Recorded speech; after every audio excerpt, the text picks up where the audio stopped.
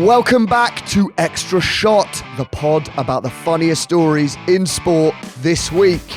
On the show today, Joe Marler's big day is ruined, but who done it? Disgraced Spanish FA chief Luis Rubiales is egged by his own uncle. And our man down under gives us the inside scoop on Ashes Eve. Welcome back. My name's Jack. Hello, Zach. Hello, Jack. Hello. Hello, JP. Buongiorno, fellas. Good to have you back. Thank you very much. And you're coming back to launch some big news because we are doing some live shows in April. Woo! Yeah, it's happening. We're going on tour. So we're doing 5 live shows in April. London, Birmingham, Manchester, Glasgow, Dublin. All the biggies. The big 5, really. Yeah. We're very excited about it. We're considering getting a tour bus. Yeah, big Although green fuck truck. The dates are quite spread out, unfortunately. So I'm not sure. We're gonna sleep on the tour bus for a week. Between. No live shows. Just in a lay-by and We somewhere could in fill some Cumbria. time. What's on your rider, JP?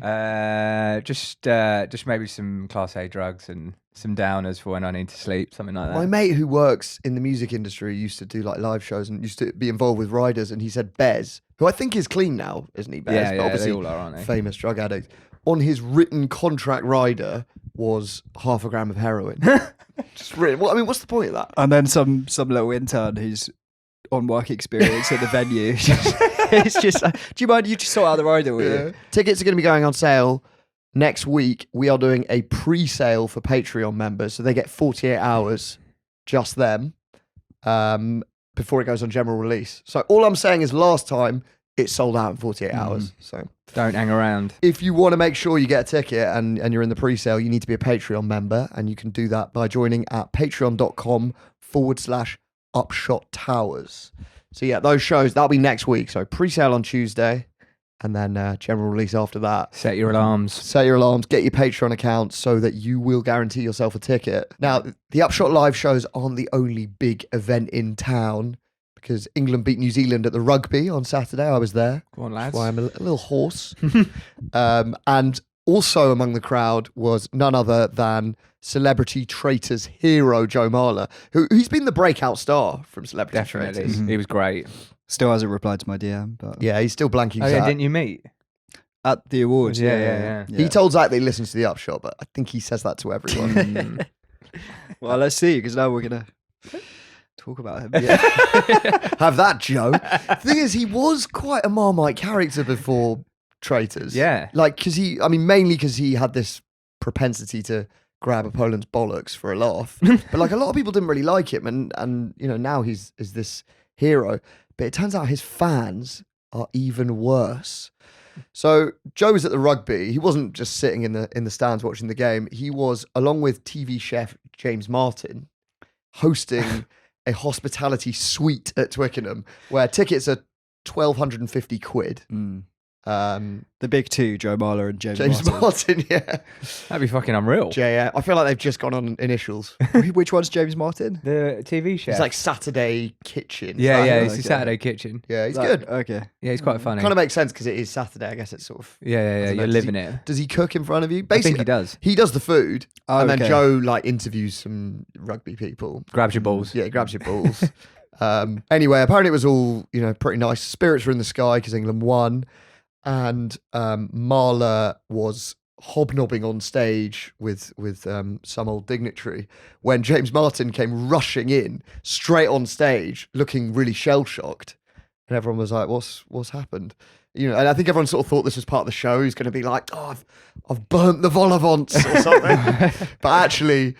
He revealed candidly that he'd just been in the elevator where someone had done a dump in the lift, which is quite Ozzy Osbourne. Suppose after a lot of Guinness with Joe Marler and some food from him, you might really need a poo. Yeah. So- So Joe Marler has his alibi, I guess. He was on stage. He does. He was on stage at the time, so it can't be him. But there's a lot of shifty blokes in waxed barber jackets shuffling awkwardly. Yeah.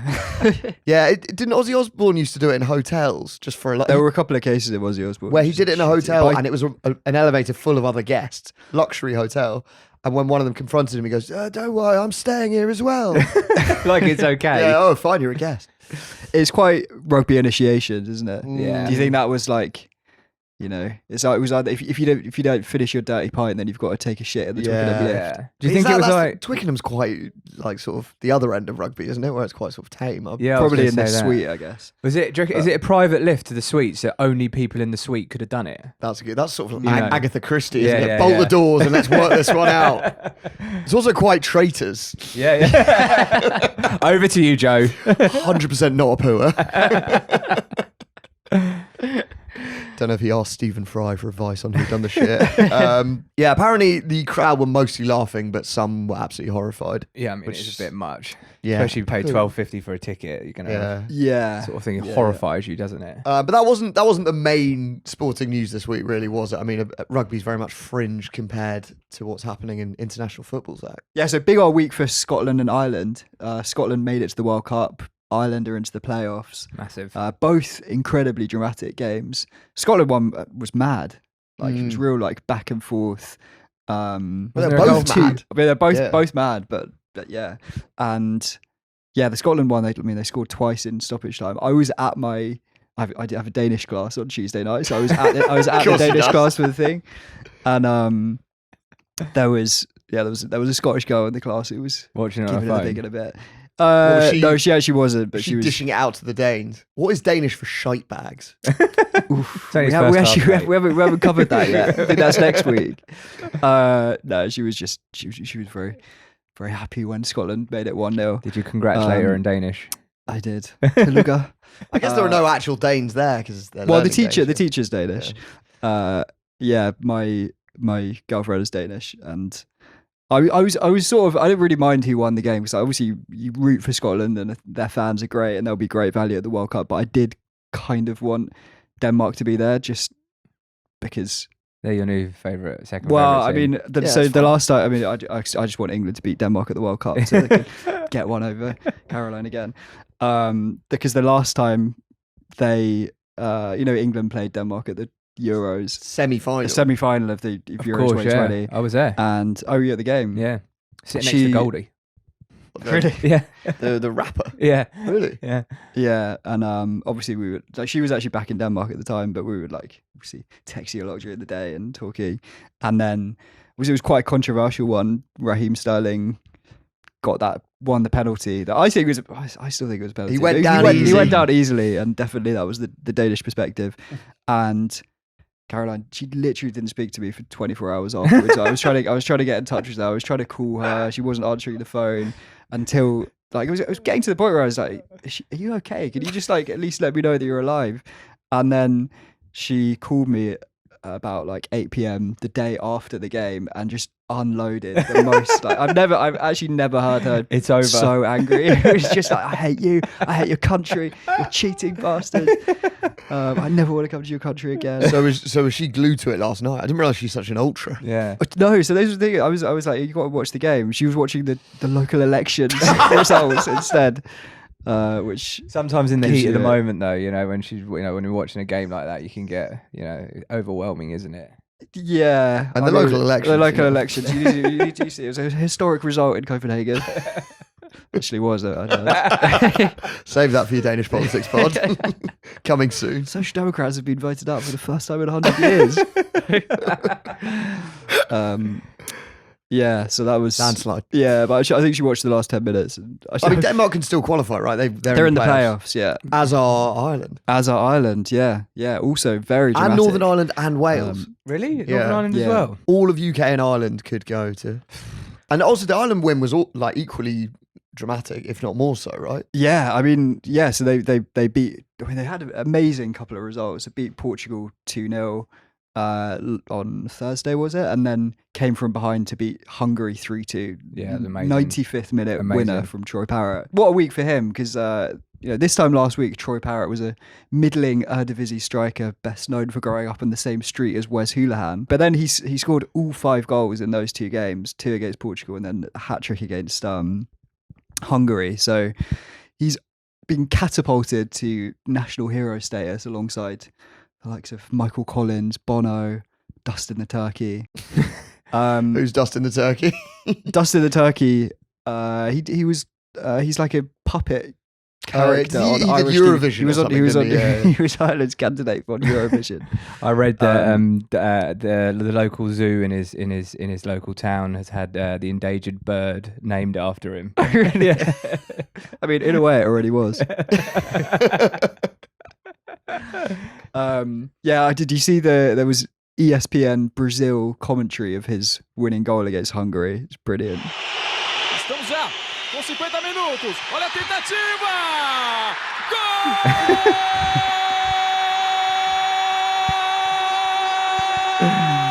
That is fairy tale stuff, though, isn't Yeah, it really is. it?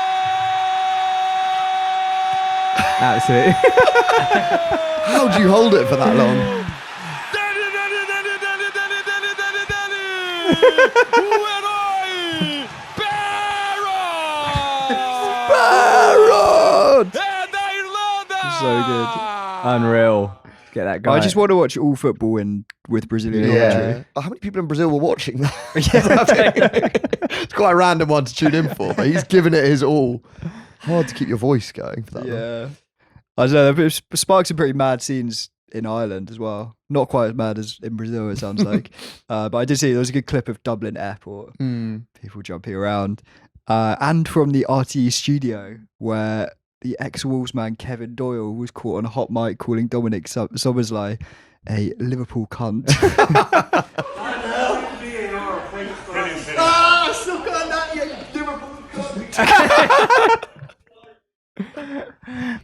I heard that the security at Kerry Airport basically shut down security and delayed all the flights so everyone in the lounge could watch the match. Really? Yeah. Oh, that's great. Well, once the Portugal game had happened, I guess they were like, this is on. This is in. Kneecap tweeted Victor Orban saying, "Stick that up your bollocks." That's good. That's really good. Also good. Yeah. But yeah, it was great to see for both. Yeah, Scotland they have and still got to Ireland. win a playoff. Yeah, but it'd be amazing if Scotland, Ireland, and England are in the World Cup. And Wales and Northern And Ireland. Wales and Northern Ireland. Yeah. Yeah. Don't forget them. The full. Anyway, full package. Scotland's great news as well. Yeah, it was a much more serene passage to the World Cup though for England. Pretty comfortable wins against Serbia and Albania. Perfect record. Very impressive. But that left the thirsty hacks at the Daily Star scrolling through the photos of their opponents' wives to check whether any of them were risking an Instagram ban. Did any of them join the No Bra Club? That's the other headline they I always haven't seen do. that for a while. Yeah. Yeah. But, normally they're just, finding some pervy bikini pics. But this time they actually did dig up a very interesting story. So Anastasia Gulej, who's the wife of the Serbia and Sevilla midfielder Nemanja Gulej, it turns out is the daughter of the terrifying Serbian warlord Zeljko Raznotovic, who's actually better known by the name Arkan, which to me makes him sound like a Brazilian wonder kid. He just goes on, like, even his Wikipedia is just one word, Arkan. As if he's like Fred or something. Yeah. It is more scary if someone has Just a single one word name. Yeah. Yeah. single word And name. they're not a Brazilian footballer. Yeah. And he's definitely falling into the scary category. His life is mental. I was looking into it a bit. He rose through the ranks of the Serbian criminal underworld. He's traveling around Europe, orchestrating these bank robberies, murders. Broke out of prison in 4 different countries across Europe. Spent most of the 70s and 80s on Interpol's top 10 most wanted list. But basically had high up friends in Serbia, Yugoslavia, who supported him. And he was basically like a state-supported mobster. He used to drive around Belgrade in a pink Cadillac. Bad boy. Yeah, just so brazen. You're just like, you know that no one will touch you, so doesn't matter that you can just draw the most attention to yourself possible. In the 80s, he was also the head of Red Star Belgrade's fearsome hooligan firm. And they had this one really famous fight against Dinamo Zagreb. Like, their 2 firms were like the most feared ones in Yugoslavia. And just before the Yugoslav wars kicked off, they were basically on other sides of the political divide, and a match between the two of them, which I would say shouldn't have gone ahead, descended into like a unbelievable riot. Like both fans on the pitch just like running battle basically. And then when the war actually properly kicked off, he ended up recruiting a lot of his boys from the Red Star firm for the Serb Volunteer Guard, which was a paramilitary group that he ran. I suppose if they're getting involved in that kind of combat, they're probably going to be quite good at war. As Yeah, well. Yeah, but you want them on your side. Can you imagine like a hooligan firm from like? I mean, it'd be Britain. chaotic. Yeah, I wouldn't fancy myself against them. When they did that yeah. troop surge into Afghanistan, they were like, actually, we could use the Chelsea headhunters. Yeah, I mean, they did some pretty heinous things during the war, but by the sort of mid-90s, Arkan had kind of fallen out of favour with the government, the authorities, and he spent the last few years of his life basically living in the lobbies of luxury hotels, because he was so afraid that if he ever went outside, he'd get assassinated. And in 2000, he was about to stand trial at The Hague for crimes against humanity. Did some very grim stuff. That's sort of the biggest one you can get done for, isn't it? Yeah. But then he was assassinated in a hotel in Really? Belgrade. So even there wasn't safe for him in the end. Wonder who got the Cadillac. Probably his Yeah, daughter. probably Anastasia. Sevilla I think. midfielder Nemanja Gulic. Did he? What was he just whacked like in a busy Yeah, hotel? so he was just sat in the lobby of this hotel, and someone just came up behind him and shot him in the back of the head. So Sucker Anastasia, his daughter, was 2 at the time, which for old Nemanja Gulic, I think is probably a good thing. 'Cause I don't think I'd fancy Arkan as a father-in-law. You want to knock on his front door, bringing Asking her back. Permission for her hand in marriage. Yeah. Drop it off. Did you say she's like a singer? No, so Arkan was actually married to a Serbian pop star. Well, like a big pop star. Yeah. That I makes it think even so. more surreal. Yeah. Yeah, I think I read that the wife was actually there when he got assassinated as well. Yeah, I think she was. Yeah. It's even Pretty more surreal brutal. that this guy's head of the hooligan firm, mobster, leader of a paramilitary force, married to your country's most famous pop star. Yeah. It's Yeah. wild. Might be worth a deep dive, lads. What'd you call that? Not deep enough for I mean, you. to be honest, it's very dark and quite horrible parts of it, but it is a mad life. Yeah. If you have a chance, look at his Wikipedia. It's mental. And yeah, his daughter's married to the Sevilla midfielder. Which is why we're talking about it. Now, Scottish and Irish fans aren't the only ones who are buckling in for a long summer of sunburn, because it is Ashes Eve, boys. Tonight, or rather Friday morning, the series begins, and 40,000 England fans are going Proper. to Australia for the Love Ashes. it. Apparently it's a record, led by the Barmy Army, who are the slightly annoying sometimes unofficial sort of fan legion. There's 6,000 of them going. It's pretty mental. They were 60 backpackers just going to Australia for the 1994 one, and now they're like a massive company. They've got 5 full-time employees, including a trumpeter. He's employed like contracted member of staff full-time. He used to play with Kanye West and Beyonce. And yeah, he's now playing trumpet in the stand. How the fuck did that end He's now up? playing Everywhere We Go. But I always thought that I thought that people thought the Barmy Army was just like a bit of an irritant. But Justin Langer, who's like one of Australia's most successful players ever, he said last week, "It's the biggest lesson of my career. Don't mess with the Barmy Army. Their songs are humiliating." Which Is that like what kind of songs do they do? Is it just so they'll like compose some about? Yeah, the I mean they'll players? taunt the players, and they've done some that are quite witty in the past. But I had a look at what the trumpeter has been planning for this series. Here he is on the Stick to Cricket podcast, looking like he might have a bit of rehearsing to do. Can you give us a rendition of the Alex Carey song, just so we can kind of get into the flow? All right. Carey, Carey, what did your stumping do? We're all crazy over disgust for you. It wasn't a sporting action. The Lord showed their reaction. But your look class upon your pass from a bouncer from Woody or... Oh, but no, was it a bouncer from Wood on Joffre too? Yeah, it rolls off the tongue, mate. Well done. Yeah. starting to see why Kanye let him down softly.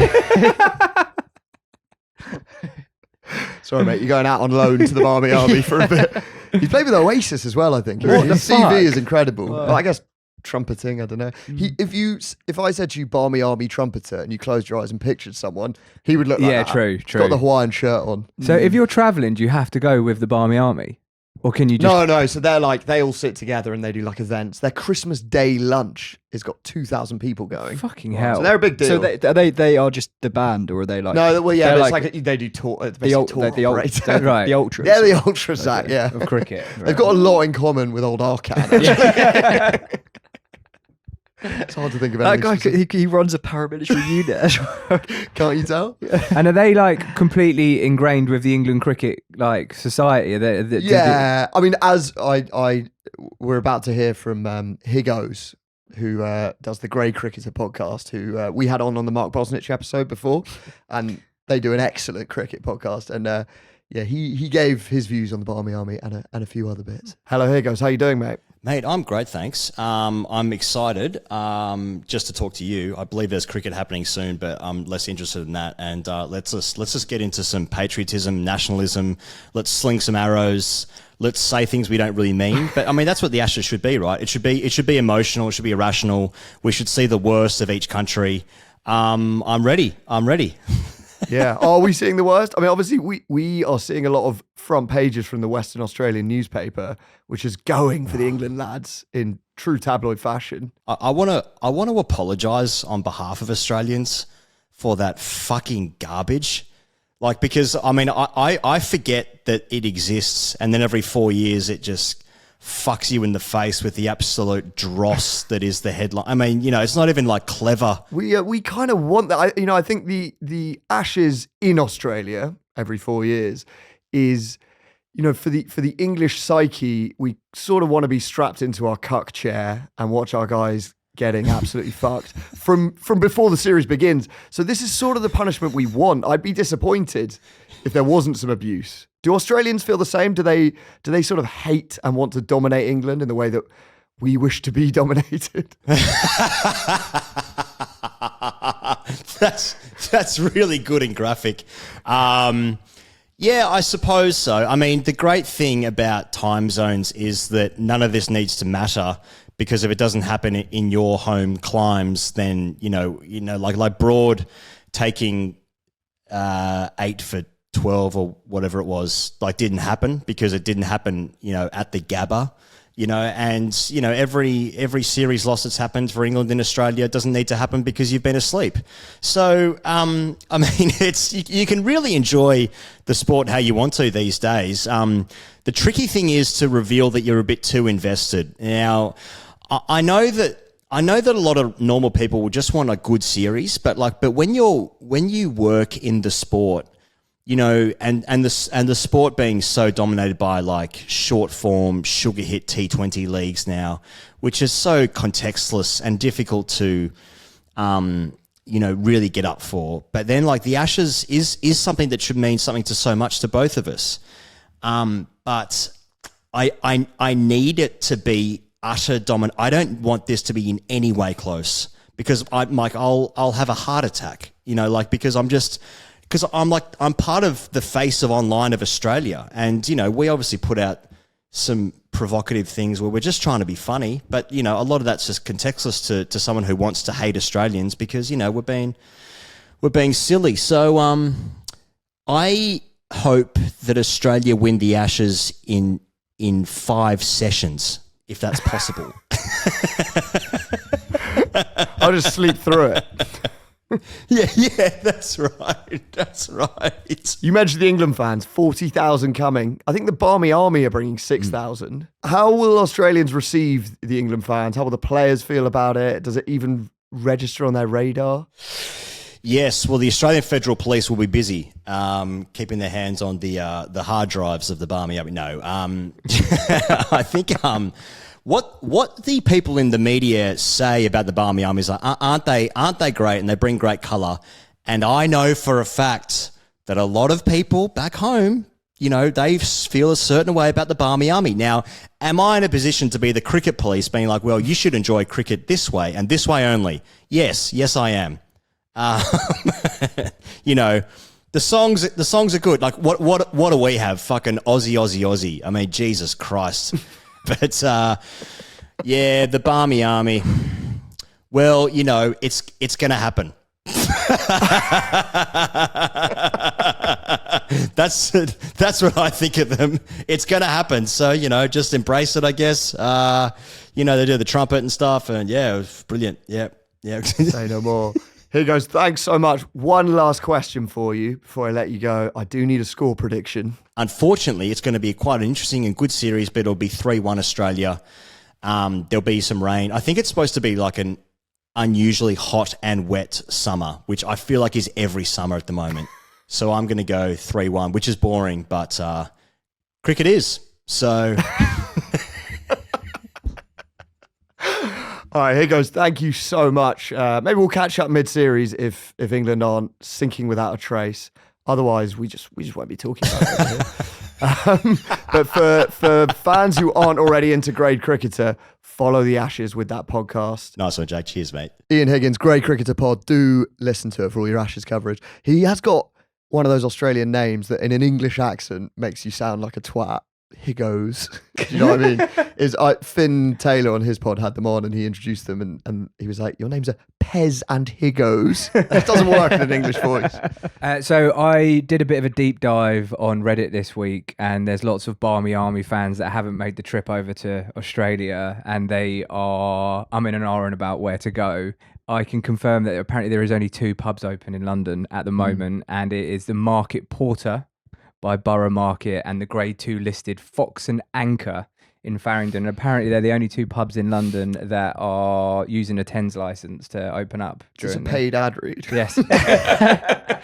So you'll be there every night, I guess. I will, yeah. Let me guess, lane pubs. And both of them are lane pubs. So what? So they've got 24-hour because the game, the first test will start at 2:30 a.m. English time every day. So, well, I think the other one is going to the Hippodrome because the casinos will be open 24 hours and they always have screens. I don't think that would be too bad. What, just in a windowless room, no clocks, just screens, no volume. Yeah. Surely Walkabout or something's open. No, I don't think it is. Well, so those pubs have got 24-hour. Well, the last time that they had the series, they were the ones open. I think my plan is to get up at 5 a.m.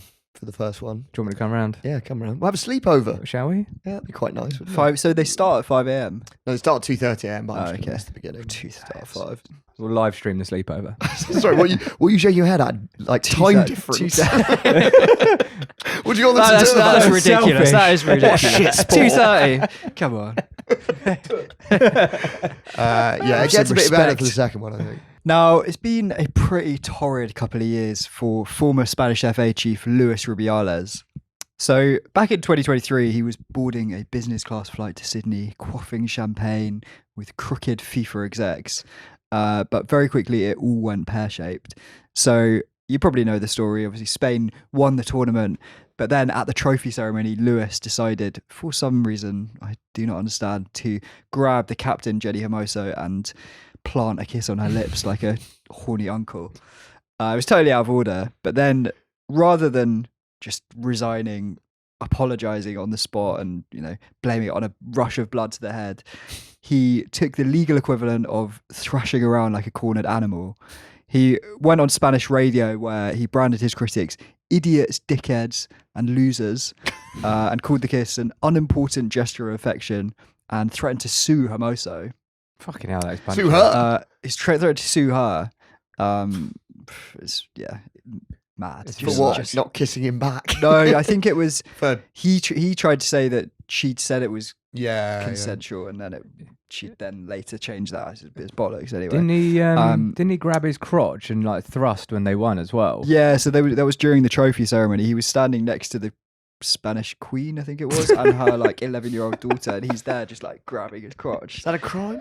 I suppose It's the not a 11-year-old crime, daughter it's just- changes the vibe of it. I was on board until you mentioned the Queen. Yeah, I don't know, just not what you do. Yeah.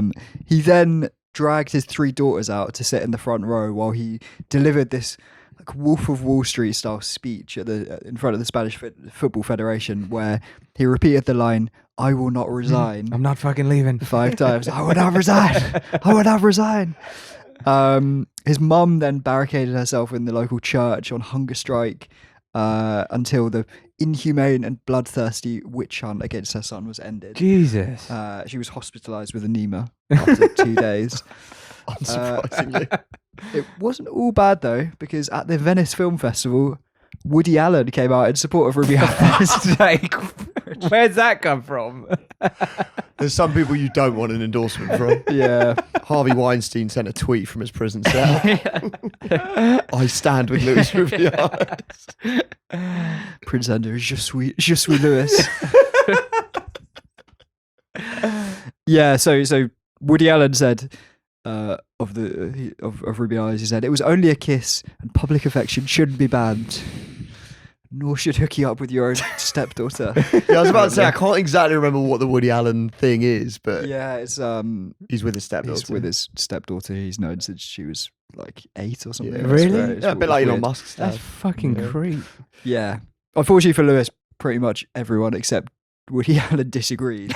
And he did finally announce his resignation 3 weeks after the kiss. I didn't realise this, but he announced it in an interview on Piers Morgan Uncensored. Where else? Yeah, it does make sense. He ended up being convicted of sexual assault, fined 10k, banned from football for 3 years, and ordered to stay at least 200 metres away from Jenny Hermoso at all times. So you'd think at this point, just Lewis, drop it, please. Yeah, live a Admit quiet you're life. wrong, but that ain't Lewis's style. And last week, he was looking forward to finally setting the record straight as he launched his new book about the saga titled Killing Rubiales.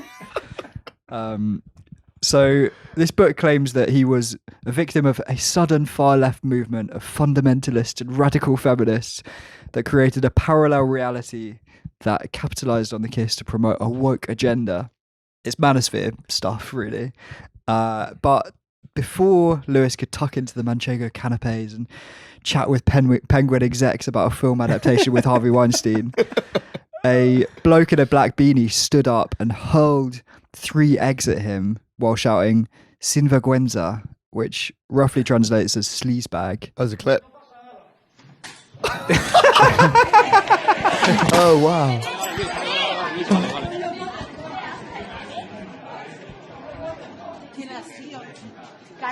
That was really good. The when he's flailing around Yeah. as the eggs are flying in. Yeah. Can we watch that? Just the bit where he's flailing Yeah, again. just- It's so good. That bit. This Oh, it's bit. again. And he really Yeah, goes got for him. him as well. Also, to pop 3 eggs off that quickly Yeah. is Yeah, quite you impressive. gotta be fast, haven't Yeah, you? look at that. Whoa. Great arm.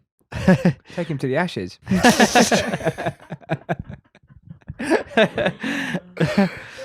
Yeah. Because Rubiales, he probably goes for him. Yeah, he trying runs to after get him. him. Some people hold him back. He later said, "The lucky thing is that they held me back. If I'd reached him, we'd be talking about something else right now." But it turned out that the culprit was none other than Lewis's own uncle, who confusingly is also called Luis Rubiales. No way. That's probably why he's so annoyed. Yeah, true. Every time you Google me, it's just this shit keeps coming up. Yeah, my LinkedIn's on page 5 now. Confusingly, though, as well, it's also not the same uncle that he previously had a high-profile falling out with. So his other uncle, whose name is Juan Rubiales, also used to work for the Spanish FA, but lost his job a few years ago, and then alleged that Lewis had been using Federation money, FA money, to rent a luxury villa near Granada and hosting a Berlusconi-style orgy with some of his closest advisors. Right. So he claimed to the Spanish press that 8 to 10 young girls arrived at the villa for the party, and the whole thing had been arranged under the pretense of this work event for the Spanish FA. Business trip. So the neighbours of this villa did report seeing lots of women arriving, loud music, partying till 6 a.m. Lewis, you'll be surprised to hear, denied it. And actually, last year he did an interview where he offered to be injected with a truth serum to prove that he'd never slept with Is that even a thing? It's like a soap opera. Yeah. It really is. Yeah. Mad. How old is he? He's sort of in his 50s. Lewis, I think he's roughly 50, I imagine.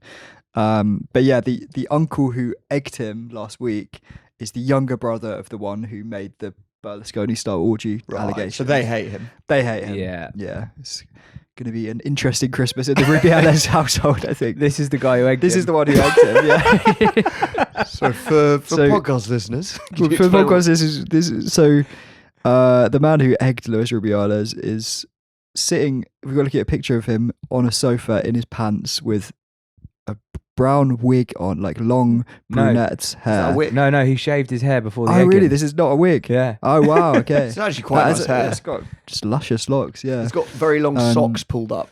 just below the Yeah. knee.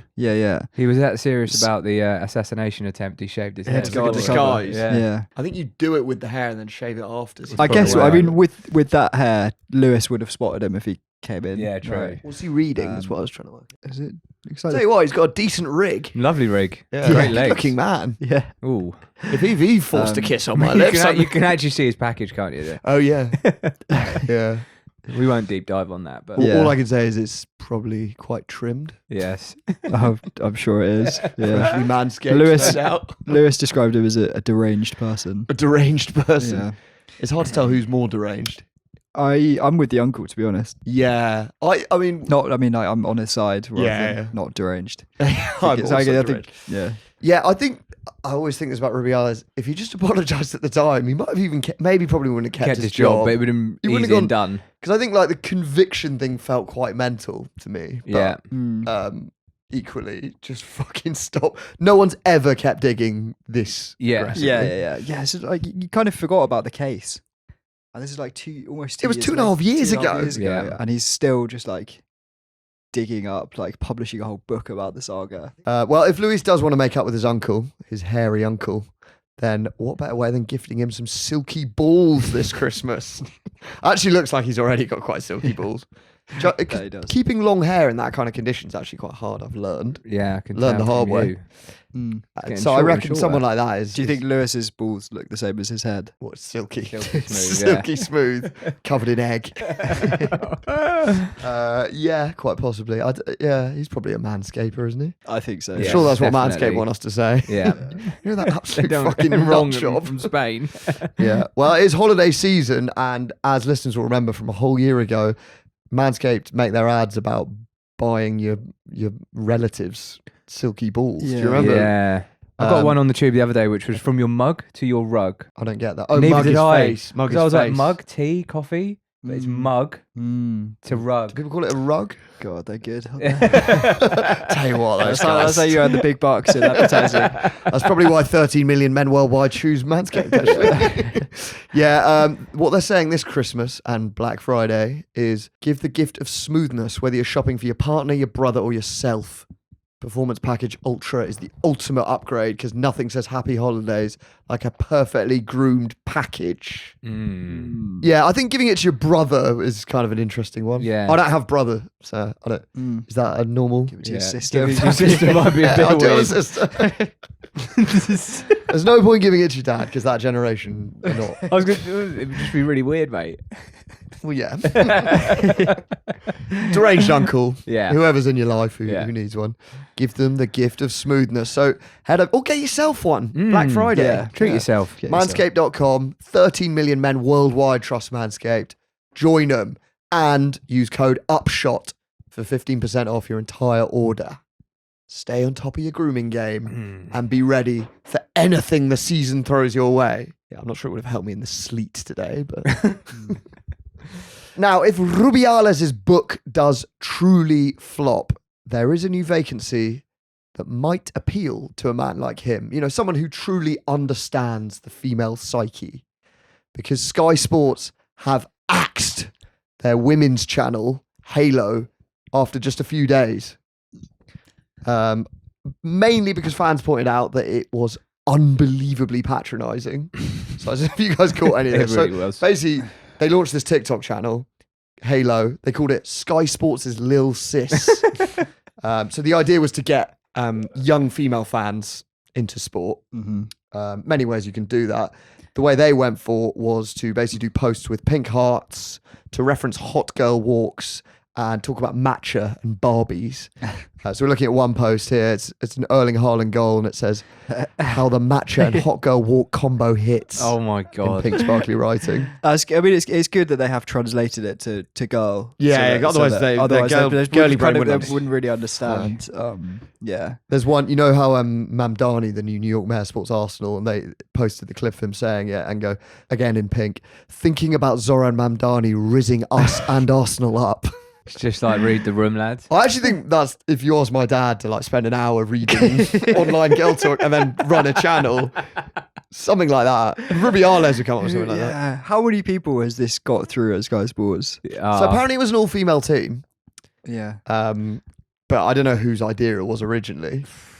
Richard Keys, I think. yeah. I was reading Andy Gray, yeah. a comment thread about it on Reddit, and someone said, could someone translate this into a pink sparkly font so my matcha riddled girl brain can understand it? And someone replied, Sky Sports did not slay.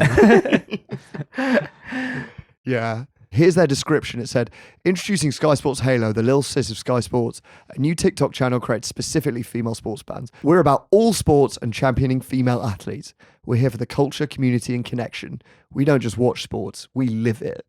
Quite just hell. generic corporate speak. But then like people started giving them shit and they were hitting back quite hard. So someone said, can't believe you think this is what female sports fans like. And they replied, can't believe you brought that kind of They're energy. just digging themselves a. It's almost a bit hole. chat GPT. It does look chat GPT. Yeah, that one. That one does. Yeah. Yeah, it was described as unbelievably tone deaf and patronising. I think that's about right.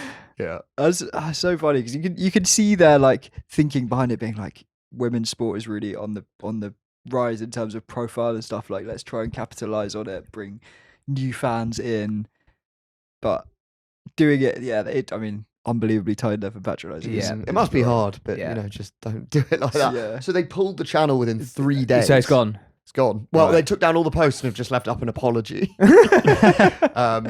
So they released that apology, and Sky's boss bitch, I mean CEO Dana Strong, has invited all Sky Sports staff to take part in a remorseful Harlem Shake to make amends for this. That was an own goal, Dana. Yeah, it's been a really tough cuffing season for her. So hopefully she can get the brand back on fleek within the next few weeks. It's actually inspired me to launch an Upshot spin-off. Launching in January. Yeah, launching in January, young female focused one. I'm thinking of either calling it Matcha the Day or the Yas Shot. What about the Sports Sisters? Sports sis, little sis. Sports yeah. Sisters. Yeah. Yeah. We'll be high key spilling the tea on football's baddest betches. All right.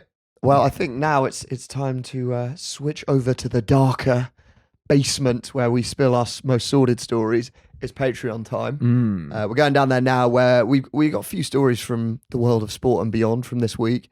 Going to be discussing a family feud involving Gordon Ramsay and Olympic swim god Adam Peaty. Got something about Hitler's penis. Mm. Yeah, that news is from this week, apparently. I actually think it is.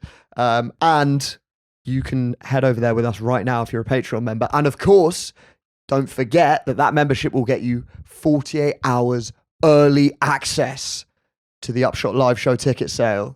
So that's going on sale on Tuesday for Patreon members. The shows will be in April. Can be all around the country on our tour bus. Yeah, my mum said that she's subscribing to the Patreon this morning to get an early Howler ticket. tickets. I said, why the fuck weren't you subscribed already? Yeah, well, she ain't getting a free one, I'll tell you that. Guest list is tight. Yeah, it's very tight. So yeah, join us over there. We'll be heading there now. Otherwise, we will see you on Tuesday when we are talking about Zlatan Ibrahimovic. It's a good episode. Yeah, it is. Who I basically realised is a 14-year-old pickup artist in a footballer's body. JP, thanks a lot. Pleasure as always. Thanks, Zach. Thank you. Thanks for watching and listening.